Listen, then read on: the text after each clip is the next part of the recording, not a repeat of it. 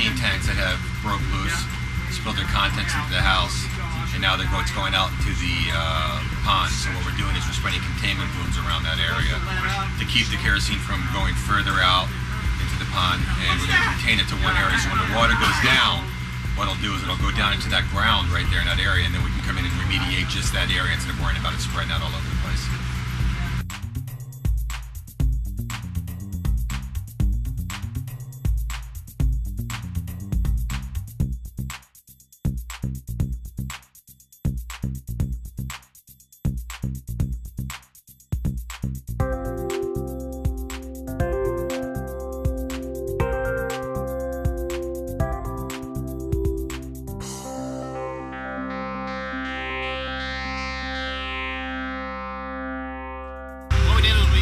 Used the boats to deploy 400 feet of what they call sea boom.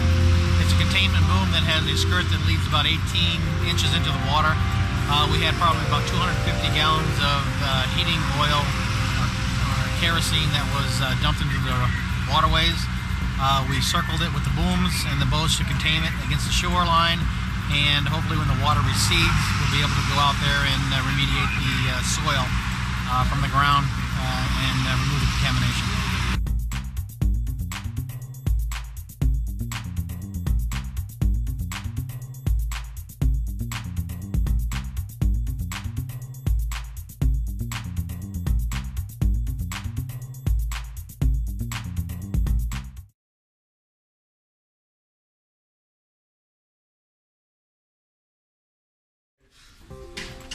We started the day with trying to corral the oil spill on Horseshoe Pond. Should have been kerosene.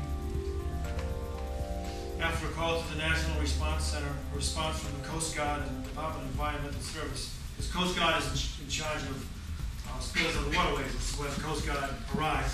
Not by boat, though, by a truck. They brought a trailer. We deployed 570 feet of booms, basically around number 70 Island Drive. They had two kerosene tanks that had been breached or floated and emptied the contents, and it was flowing inland onto the island in 71. So we've deployed 570 feet of boom with the assistance of Bedford Fire Department.